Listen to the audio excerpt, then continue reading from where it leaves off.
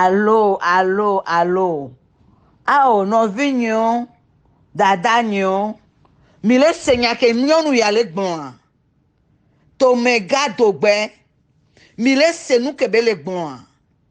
Be yo la mettre pression. Be vaccination a périmé. Voyons ma fa kongbe o. Yo la do na gbeto. Mi la mettre pression da gbeto ji mi la do non. Nyonu ya o chon jivi po a. Ma bio lo koto wa to hun po a. To mega dogbe. O le gbon be yo la mettre pression da gbeto ji. Yo le na état d'urgence na 1 an. Yo vo le gbon be no gble ho kongbe. Mi be yo de 20 milliards to so e plabouin. So e plabouin bo ado abati mu le Togo. Konji mi kwa konji da abati mu le evino la jivila mla ndo eji o. Evino la mla ndo anyigban. Evino jivile mla ndo anyigban. Matériel mu le waso kwa mo gbo. Scanner mu le o. Mi ple nu o. Mi be yo va plabouin be yo va dona mo. Yo a u Togovio. Togovio ne gbe tokukupo. O ne gbe tokukupo mi akpo nu ke mi atukudo mi da. E wo nyonu wa. O chan koto le gome non. O jivi po a. Nyonu ya ma bi o jivi po a. O be a mettre pression no a moji elan we mi le po a. Elan we mi le po a. Gamela tsunami e chan zande ya. Ma to e non. Gamela tsunami a chan zande ya. Yo a mettre pression do mi a moji. Mi so tro elan le Togo a. E gbo avun. Même avun ya ne va goule a. E chena me di kana me luna. E gbo mi so tro sun. Pulo mi le ya batu a.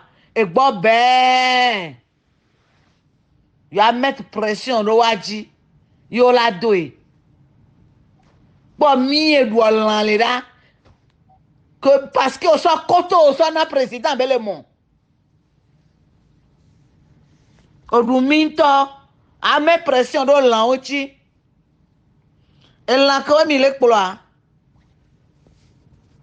Mi me ka ni asa ine. Mi me ka ni asa ine. Be Togo vion gba yin gbo se a. Togo vion gba yin lan. Ne ba woro ko lo funa ne ba bayi. Alon po fo via de nyonu do ke gbo va che chanji a. E va be yin o va so be yin premier ministre. O du minto 12 mois que mi le do wa. Mo 12 mois mi la o. Matonami. Mi la po ezande ya. Alpha Condé wo wewen. Alpha Condé ya e wo wewen. Mi la po ezande ya. Ya ke wen yo. Ya me pression do amoji. Be tomega. O du minto se a. Nyonu ke emi ha mi nya yo chon yin wa. Do abiye obo yin premier ministre. Mon cul ouais.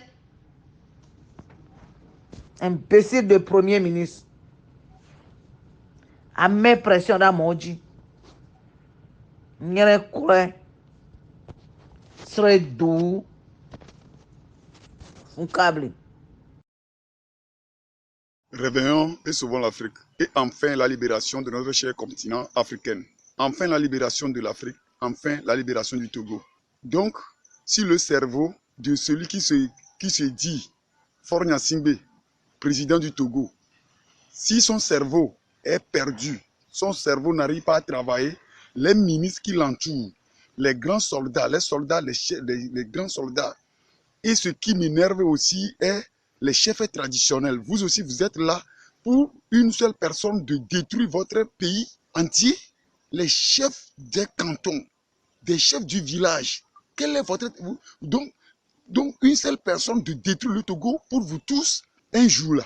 Si le peuple n'est pas demandé sa libération, vos enfants vont vous demander quelque chose. Si le peuple n'est pas réclamé ce qu'il y a de droit, vos enfants différents vont vous demander quelque chose et vous n'aurez pas la bouche pour répondre. Je vous le jure. l'affaire de coronavirus pour l'arrestation de toutes les personnes fermées, qui que ce soit, des désordres. Le président illégitime, ce n'est pas un président légitime. Même si les ministres sont corrompus, donc les chefs du village aussi, vous êtes aussi corrompus, où nous allons, où le peuple togolais aille. Réveillez-vous pour sauvegarder ce peuple. Sans cela, un jour viendra, toi aussi tu vas raconter tes histoires individuellement. Je vous le jure.